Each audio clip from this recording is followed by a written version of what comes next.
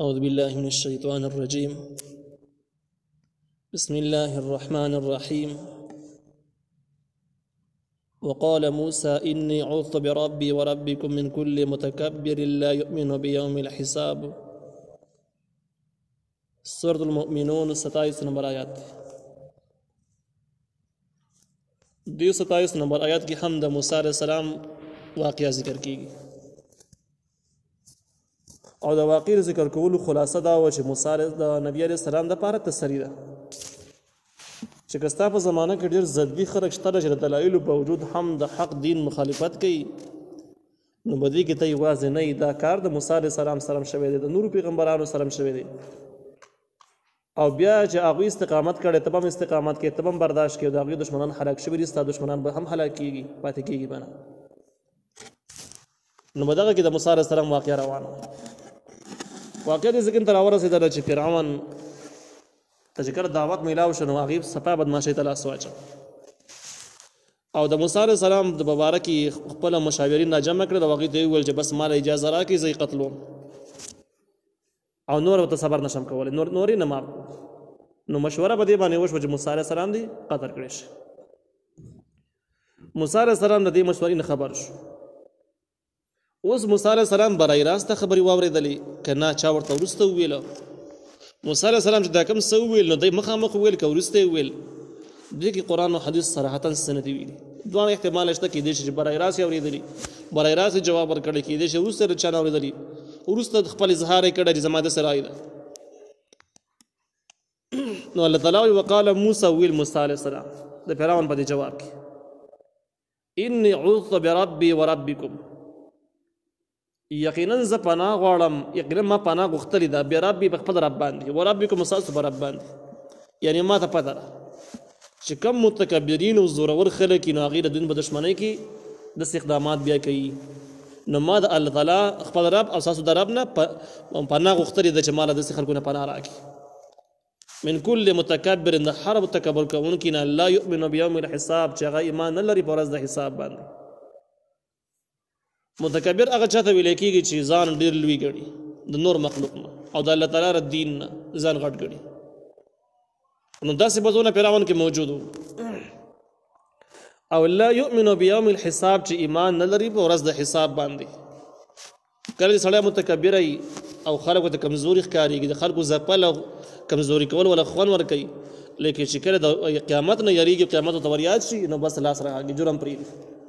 خو چې کله د قیامت نه نه یریږي قیامت هم نه مني بیا د جرم انتها کوي بیا قتلونه هم کوي ظلمونه هم کوي هر شي نه دی شرمېږي نه نو چې کله متکبر هغه متکبر چې د قیامت نه منکر دی د دغې نه زه پناه غواړم یعنې دا په ظلم کې انتها کوي بیا لنډه دا ده چې موسی علیه السلام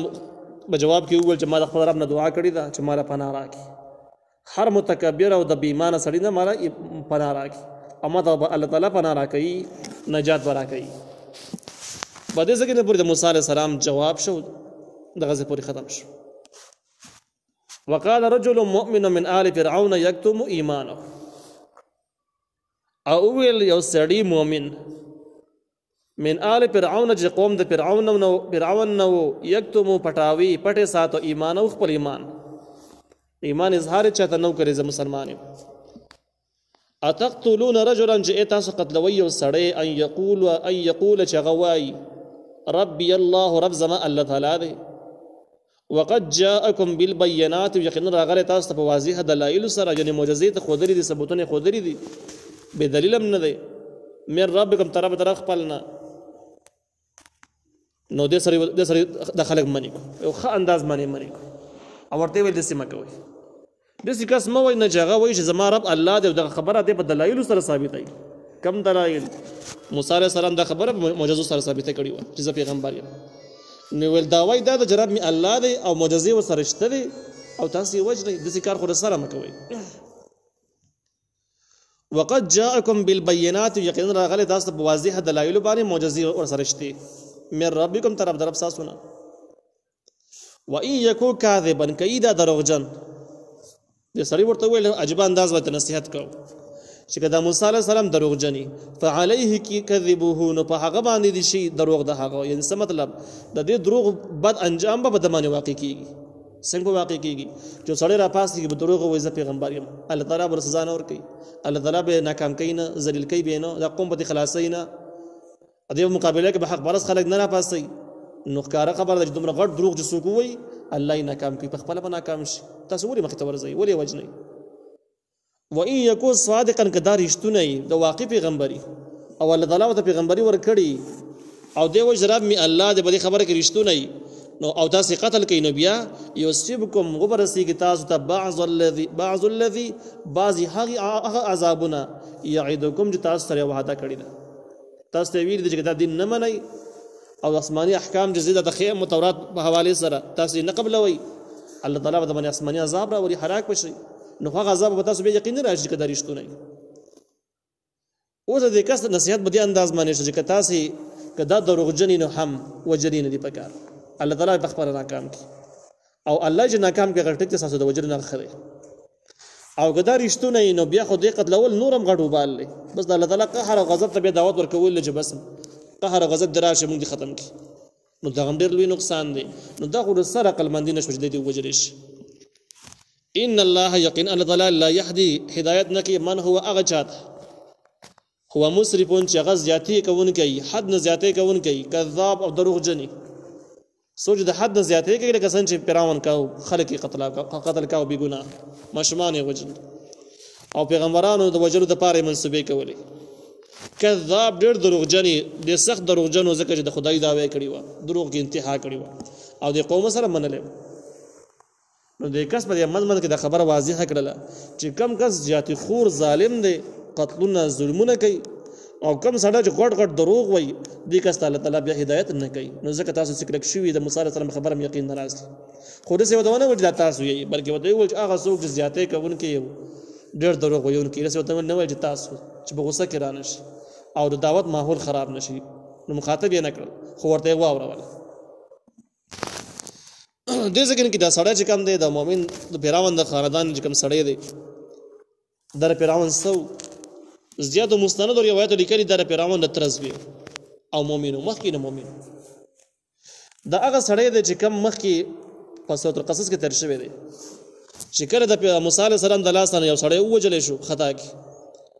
او بیا په دې باندې ثبوت راغی چې د خود وجلې دی او بیا پیراون د قصاص په نوم باندې د موسی علیه السلام د وجلو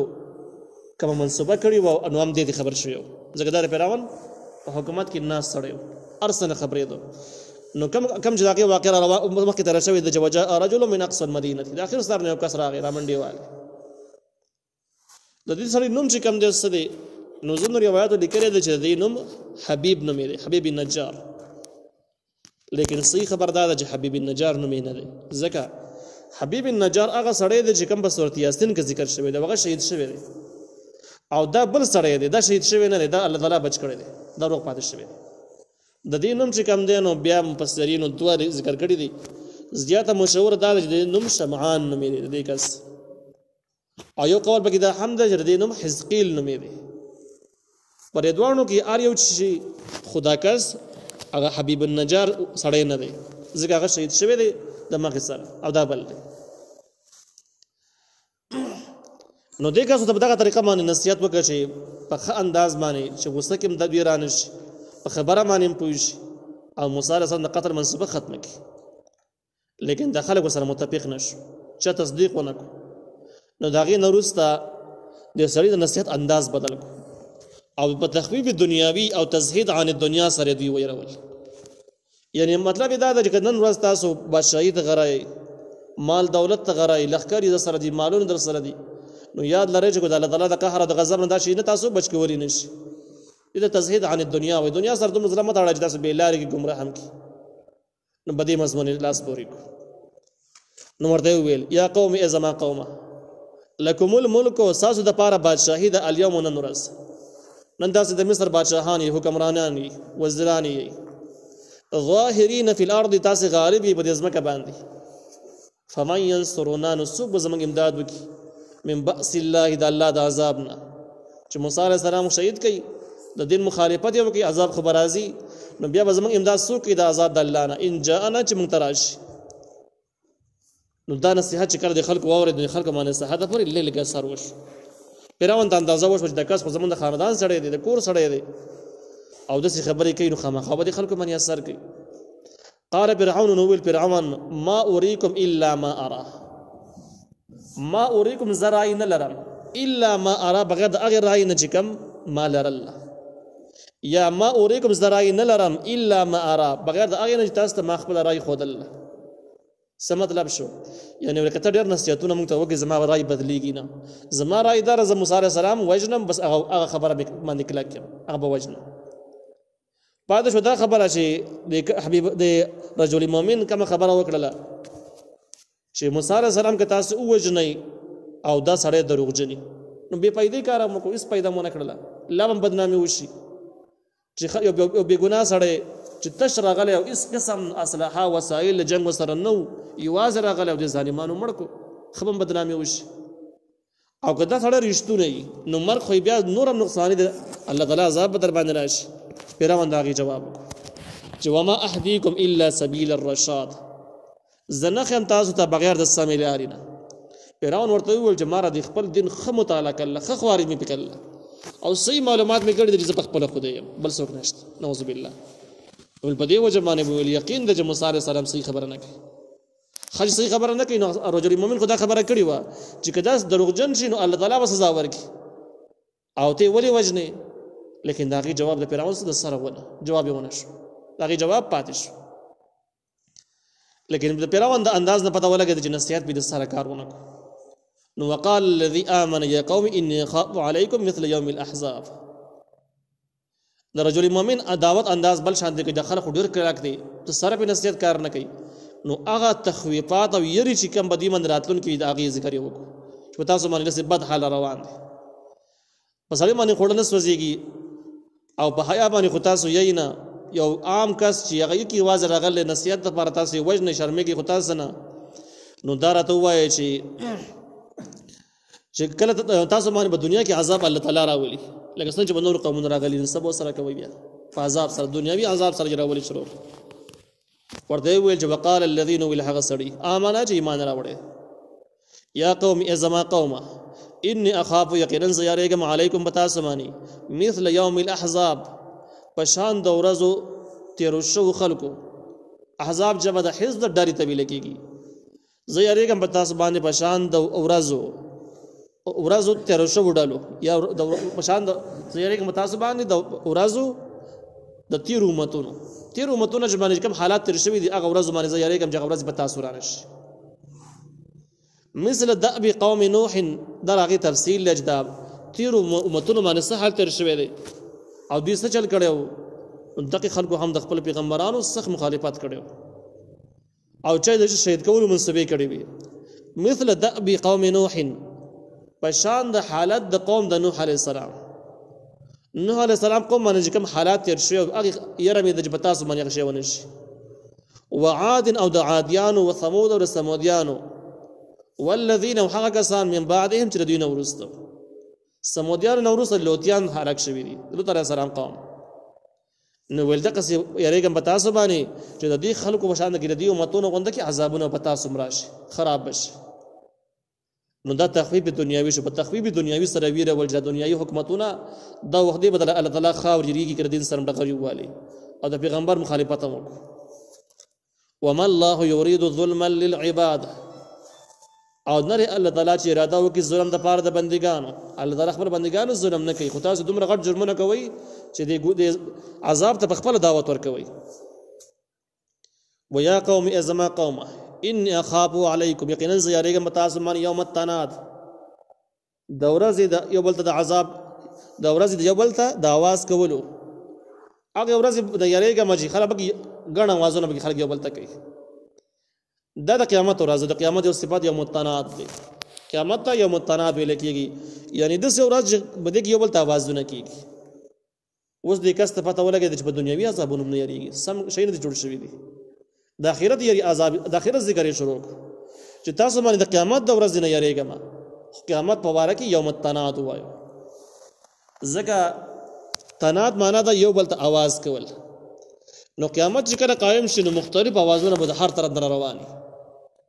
کله به د الله تعالی طرف نه یو आवाज راشي پیغام به راشي کله د فرشتي طرف نه کله به دا جنتیان مؤمنان ته کافرانو ته आवाज کوي لکه اعراب کې تیر شوی دي او کله به کافران دي مؤمنان ته आवाज کوي سوال بوته کوي دغه مضمون هم سورۃ اعراف کې تیر شوی دي مختلف حالات به تیریږي قیامت کې ډېر د اوازونو ورځ هم ده ډېر اوازونه به مختلفو ځایونو کېږي په مختلفو حالاتو کې به کېږي نو مختلف اوازونه د دې خبرې دلیل لږ په قیامت کې ډېر عجیب عجیب احوال تیریږي دا ترجمه امام بغوی رحمه الله ذکر کړی ده دویم قول پته کې دا راځي تنات چې کوم دین او دا راجم تنات تختیدل ته ویل کېږي چې په معنا تختیدل شي بیا به د څه زیارېګه متاسو باندې دا هغه ورځ نه چې خلک پکې تختی د دې بس مطلب شي د دې مطلب دا چې کله دوی مشپېلې واله شي د دوباره ژوندون لپاره خلک را ژوندې شي دا خلک بس هیبت به واخلي تختی به کله چې قبرون نراوزي ټول خلک اخوا دی خو ګوري چې د مخکې په دنیا باندې دینو اوس د قبرون نراوتل بغیر د کپړو نراوتل حق حیران بشي چې داسې دي دا غیره بعد ورته تختی کوشش کوي تختی په ګډ وډ به تختی د دوی نه فرشتي چاپیر یې تختی ته نه پریدي او میدان محشر ته روان کړي نو دا تختی د ورځ په دغه اعتبار سره تختی د ورځ شوله که اولنې ترجمه واغه سره شر بیا به د سه معلومیږي چې دا د دوی مشپلې نه بعد چې کوم دین یو متنات به شروع کیږي आवाजونه به شروع کیږي او کړه دین او دا ورستانه معنا واغه سره چې تنات په معنا د تختی د سره شي نو بیا بردین مراد اولنې شپېلې چې اولنې شپېلې کله او دویمه شپېلې چې کله دویمه شپېلې او هلې شي او دغه نه بعد خلک را ژوندې شي په دنیا باندې له میدان محشر ته جمع شوی نه دی حساب نه دی شوی نو دا ټینګ به خلک تختیبه او اولنې معنا چې نو دا به کله کېږي د حساب کتاب نه بعد بکېږي چې حساب کتاب وشي نو خلک بیا دغه نه بعد بوازونه شروع شي د هر طرف نه د اعمالو په اعتبار سره د حساب نه مخکې اوازونه نشته نو ډېر مؤمن سړی د خلک د قیامت د ورځې نه ویره او چې د قیامت په ورځ احوالونه تیریږي بیا بس کوي یوم به هغه ورځ باندې تولونه چې تاسو به وګرځېږئ مدبرین په شا باندې مالکم من الله نبی تاسو د پاره طرف د الله نه من عاصم اس بچ کوونکې وما یضلل الله اغسو چې الله گمراه کی فما له من حاد بیا نه هغه ته پاره هدایت کوونکې دا هم د قیامت احوال او قیامت په احوالو کې به د څه شکر کافرانو سره حساب کتاب وشي د محشر د حساب کا موقف چي دي حساب کتاب کا میدان چي دي دی باره کې به حکم وشي جهنم ته واپس بوزي نو دی برا واپس او جهنم ته براشي وما لكم او نبي ساسو د پاره من الله د طرف د الله نه من عاصم اس بچ کون کې جهنم ته الله روان کړی نو څوک بچ کولې مې نشي وما يضلل الله اغسو چې الله گمراه کی فما له من حاد بینه دغه د پاره هدایت کون کې دای حمدوی ته ورول چې دومره بی دین او گمراه او سرکش خلک دي ګناونه او ظلمونه هم دې حد ته رسیدلي دي چې د موسی عليه السلام نصيحت هم پتا سمونه کارونه د دومره ښه انداز باندې غواز د نصيحت هم پتا سمونه کارونه تاسو دنیا او آخرت دوانه ير کړی دي په خپل حکومتي نشو کې دومره مشوي چې د پیغمبر په وجلو باندې هم تاسو تزان بدنخ کاری شرمېږي پینه